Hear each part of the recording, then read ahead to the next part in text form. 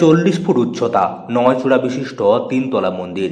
প্রায় 550 বছরের প্রাচীন পটাশপুরের পালপাড়া কিশোরীজুর নবরত্ন মন্দির। একসময় এলাকার গৌরব ছিল এই মন্দির। এখন জরাজীর্ণ অবস্থায় দাঁড়িয়ে রয়েছে। ইট পাথর খসে পড়ছে, চূড়াগুলি প্রায় ধ্বংসপ্রাপ্ত। তবুও ইতিহাসের ভার বহন করে আজও মাথা উঁচু করে আছে এই মন্দির। মন্দিরের ইতিহাস জানলে চমকে উঠবেন যে কেউ। পূর্ব মেদিনীপুর জেলার প্রাচীন মন্দিরগুলির মধ্যে অন্যতম নবরত্ন মন্দির। এখন এই মন্দির স্থানীয়দের কাছে এক দর্শনীয় স্থানে পরিণত হয়েছে। তবুও বহু পর্যটক এখন এই মন্দির সম্পর্কে জানেন না। এই মন্দিরের ইতিহাস খুবই পুরনো। বাংলা 887 খ্রিস্টাব্দে পরাশর মহাপাত্র নামে একজন ব্যক্তি, আমাদেরই পূর্বপুরুষ, উনি এই মন্দিরটি তৈরি করেছিলেন।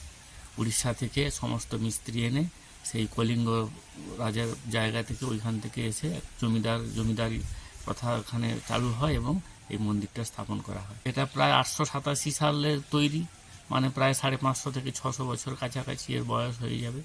মন্দিরে রাধাকৃষ্ণজিউ মূর্তি আছে এবং এটা কিশোরা কিশোরীজিউ নামে পরিচিত মন্দির। এলাকার মধ্যে এটি সবথেকে পুরনো এবং উচ্চ মন্দির। মেদিনীপুরের ইতিহাস ও লোকসংস্কৃতি গবেষক অরিন্দম ভৌমিক তার মেদিনী কথা গ্রন্থে এই মন্দিরের কথা উল্লেখ করেছেন। তার মধ্যে আনুমানিক সপ্তদশ শতকের শেষের দিকে মন্দিরটি নির্মিত হয়। তৎকালীন এলাকার জমিদার রায় মহাপাত্র এই মন্দিরের প্রতিষ্ঠাতা।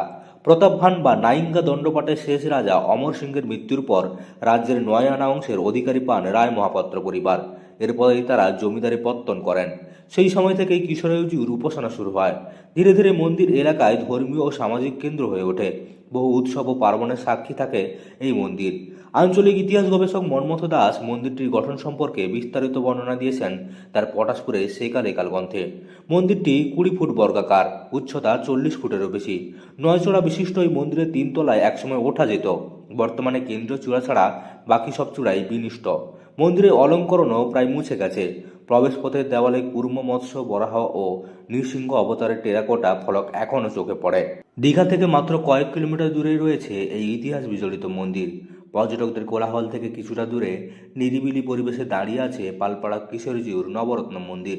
বাজকুল থেকে এগরা বাজকুল রাজ্য সড়ক ধরে প্রায় 23 কিলোমিটার পথ পেরোলেই পৌঁছে যাওয়া যায় পালপাড়ায়। দীঘা ভ্রমণ শেষে ইতিহাস ও প্রাচীন স্থাপত্যে আগ্রহী পর্যটকরা চাইলে একবার ঘুরে আসতেই পারেন এই মন্দিরে।